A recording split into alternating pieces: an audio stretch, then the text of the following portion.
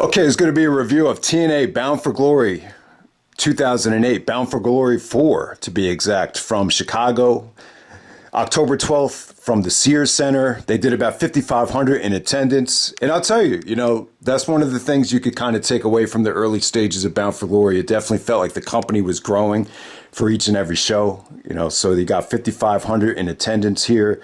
The show definitely felt like WrestleMania compared to Bound for Glory 2021. Really, I would definitely say a great show. Arguably one of the best Bound for Glories.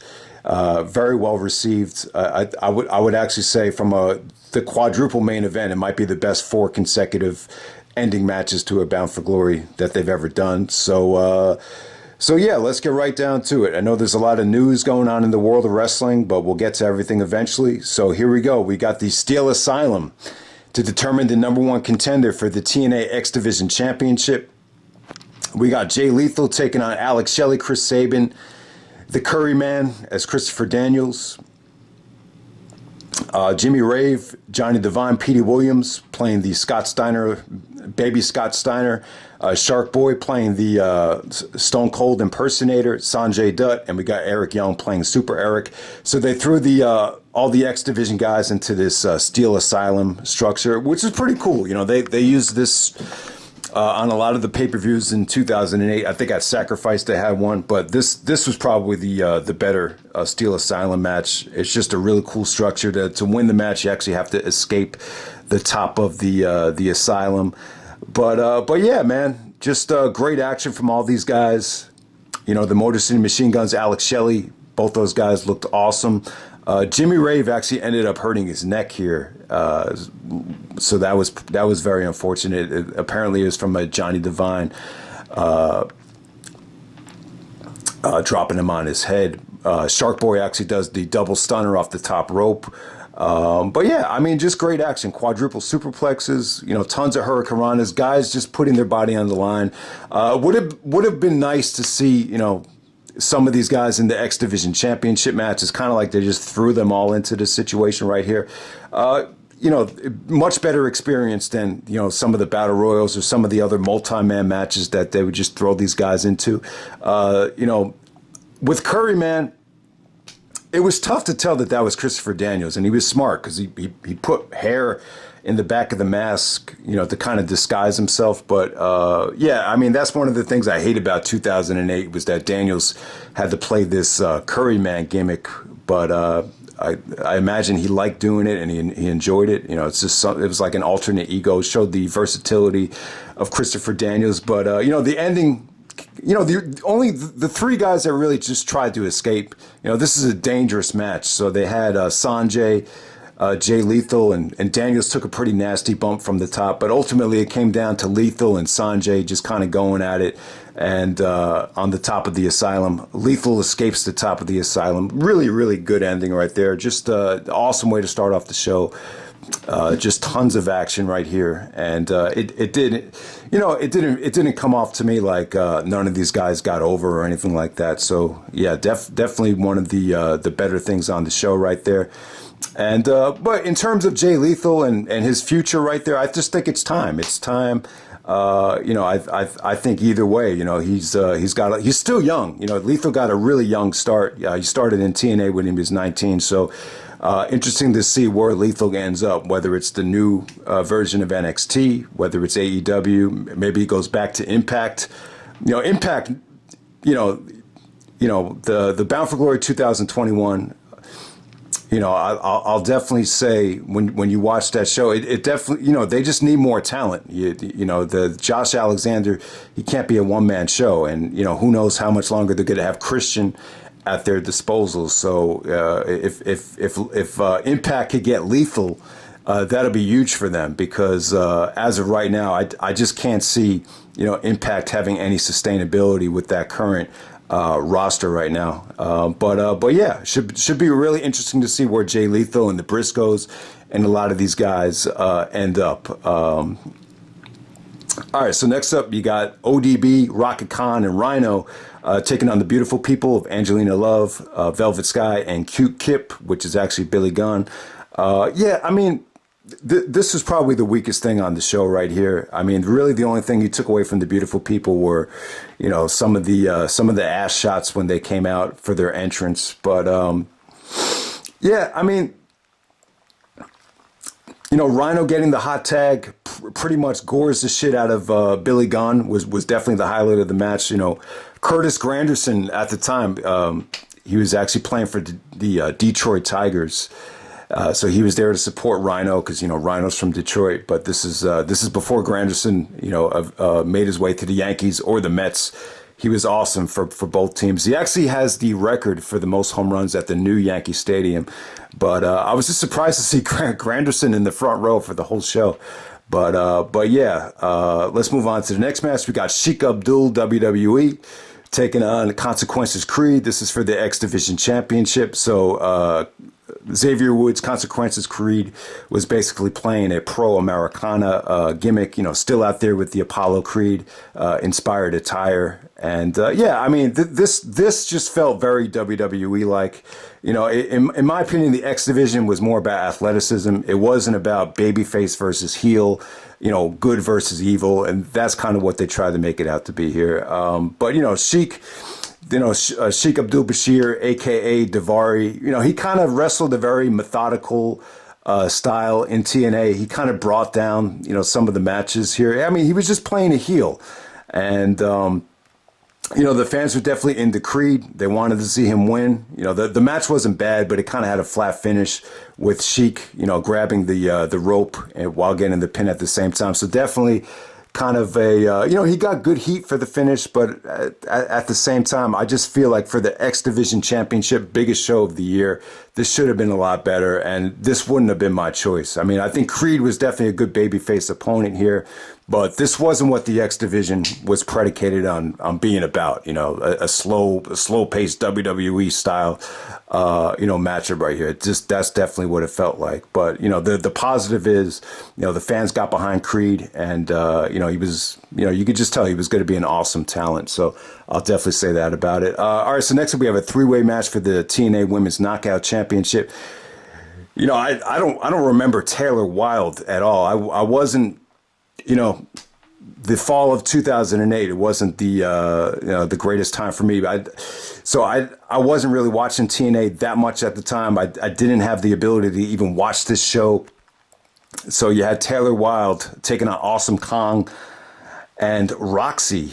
This is a three-way match for the Women's Knockouts Championship. Pretty good stuff right here. They were just trying to keep Awesome Kong out of the match. I thought Roxxi and Taylor Wilde, worked a pretty good match right here. This was just solid stuff. The story was just to keep Awesome Kong, out of the match. But Taylor Wilde successfully defends the Women's Knockout Championship. I thought this was crisp. I thought it, it didn't overstay its welcome. It actually could have gotten more time. It got the least amount of time on the show, but for the amount of time that it got, they kept it pretty engaging. And I was actually quite impressed with Taylor Wilde and Roxxi, but, I really don't remember much about either girl right there. So definitely good stuff while it lasted. All right, so next up we got this quadruple main event. So we got Beer Money, James Storm and Robert Roode, the champions, taking on Abyss and Matt Morgan, taking on LAX, Hernandez and Homicide, and Team 3D of Brother Devine and Brother Ray. So this is a Monsters Ball match. So this is a tag team version of the Monsters Ball, and we got Steve McMichael, the former WCW wrestler and former Chicago Bear, as he's wearing a Chicago Bears jersey on the back of his referee outfit. And I believe former husband of Deborah, if I'm not mistaken. Deborah, Austin's ex-wife, used to accompany to the ring in WCW. But yeah, the story of the match ended up being Steve McMichael as the referee. And after the disaster that happened with Jake the Snake, why would you put a special referee in this spot? It just did not make sense to me. And I'll tell you, it almost felt like they booked this like they knew Jake had really fucked up that Monsters Ball match a couple years earlier, as Steve McMichael tried to stay out of the way. But by the time you get to the end of the match, he just really, he was just out of position, and he was antagonized throughout most of the match by, Beer Money, and a lot of that stuff did take away from the match. In my opinion, the referee needs to be more like a cameraman. The sign of a good cameraman is to not notice him. And I think sometimes the same thing goes for the referee too. You just don't want to notice, who the referee is. So, because, you don't want them to take away from the match. It's as simple as that. But the bottom line is this match got more time than anything on the show. And it was entertaining. It definitely had its moments. Beer Money and LAX had great chemistry out there from a wrestling standpoint. Team 3D did some awesome, table spots here. If you love the Dudleys, you need to check this out. They actually put Abyss through a flaming table, and it looked pretty nasty. I mean, Abyss, suffered some burns. Nowhere near as bad. I just watched that Dark Side of the Ring XPW special, and there was that one guy in the company that suffered some really, life-threatening burns. But they had a fire extinguisher out there, but still, it looked like Abyss got shaken up pretty bad. And there was also a 3D through a table. I believe it was to I think it was Hernandez. He went through a table with thumbtacks. That was another nasty bump. But yeah. This is good action, man. I thought all these teams looked awesome. Even Matt Morgan, looked pretty good out there. I know Jim Cornette was a huge Matt Morgan supporter, even going back to the WWE days. He was like, Matt Morgan's going to be a superstar. And, so he did a lot of high, he looked uncomfortable out there for the most part, but, he did bust his ass. All these teams look great. So yeah, but Beer Money gets the heel victory at the end of this thing. And it's just think how much build-up James Storm and Robert Roode had. They were teaming with each other for a long time. You almost forget that Storm was tagging up with Chris Harris with AMW even before this. So, yeah, really good Monsters Ball match. I would actually say the match of the night. Yeah, I would say the match of the night. Even though Steve McMichael did take away from the match, and there was even complaints from a lot of the participants that there was actually a lot of arguing, when they got backstage from the Pro Wrestling Observer about, the Steve McMichael kind of overstepping his boundaries as the ref. So yeah, that he did take away from the match, but I would still say this ended up being probably the most memorable thing of the night, without a doubt. All right, so next up, we have a three-way war.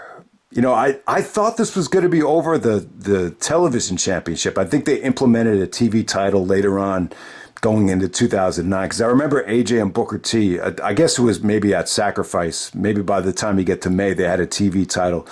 But this just ended up being a triple threat match for no championship, a three-way war. You got Booker T out there with AJ Styles and Christian Cage. You know what, guys? Originally, I thought this should have been AJ and Christian. They had so much history. They were part of the same stable with AJ, Christian, and Tomko for so long. I don't remember AJ and Christian ever having like a blow-off match or a one-on-one match out of pay-per-view. So this just seems kind of thrown together. And it's funny because when I look back at when Christian left WWE, his last match was when Booker T actually pinned him. So, Booker T and Christian had some wars over the IC title back in the summer of 2003. And I think, Christian's last match, this is Christian's last match in TNA, I believe. I think he ended up signing with WWE going into 2009. So he ends his TNA tenure as well with Booker T actually pinning Christian here. But I really felt like Booker T at this time, a little bit past his prime. He was playing this this character that had either a Jamaican accent or a Nigerian accent. He's trying to act like Denzel in The Mighty Quinn or Eddie Murphy in Coming to America. It just didn't work for me. Plus, you had Sharmell out there. So this is more of the King Booker type of Booker T rather than the 2001 Booker T, which, I'm just a big fan of Booker T when he acts like himself. But that wasn't the case in the build up here in this match as well. Booker T he looked okay. He didn't look great. AJ was definitely the star of the match. He busted out moonsaults, springboard, reverse inverted DDTs, beautiful drop kicks from AJ. This is just more of the high flying AJ Styles. I think AJ got better as a striker and as a more of a combat-oriented wrestler since then, but at this time he's more of a high flyer. Christian actually busted out the Unprettier off the top rope, which he teased that at All Out against Kenny Omega, but he actually hits it here. But then Booker T hits the leg scissors off the top rope to get the pinfall. But the match was okay. I just felt like it felt a little bit thrown together. It just felt like they didn't know what to do with Booker T and Christian.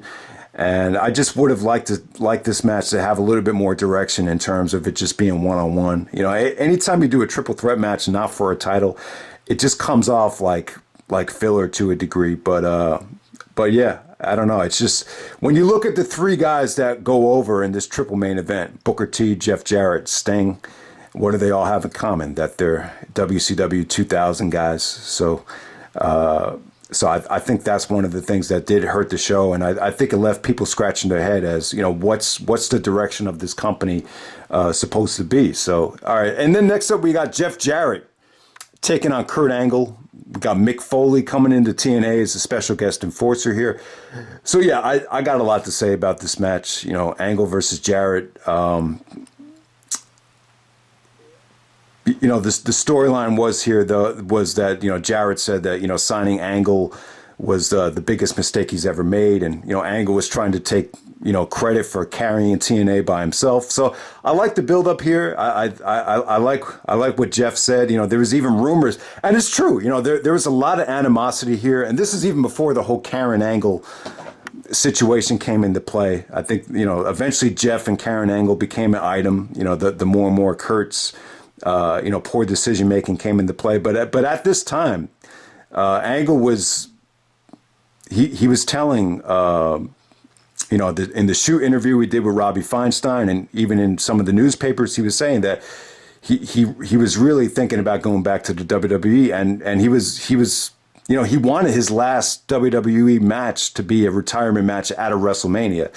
Little did he know it was going to end up being against Baron Corbin, but yeah, that's why the Angle's farewell ended up being so disappointing to me, because he even back then he was saying that he wanted to do what Ric Flair did at WrestleMania, have that emotional farewell, but it just wasn't in the cards. But yeah, the tension between him and Jarrett was awesome here. Jarrett even said, "I'll beat your ass so bad, not even Papa Vince will take you back." And I don't know, I kind of over exaggerated it, but Jeff would say these things to Angle like, "This is TNA, Kurt. I'll beat your ass so bad, not even Papa Vince will take you back. You want to play that game? Well, guess what, Kurt? Two can play that game, Kurt." So yeah, so I love the Jarrett promos on Angle here. I thought the match is really well built. They got a lot of time out there. They got about 20 minutes. I thought Angle in 2008, he was still at the top of his game here. He was only 39 years old, but I did feel in some ways Angle really took his conditioning and his skills to the next level here. I think he really wanted to keep the door open to eventually have a fight. So you could just tell Angle really took advantage of all the time he had on his hands of not working the WWE schedule. But yeah, the bottom line is here between Angle and Jarrett, the actual match, I thought it was good, but not great.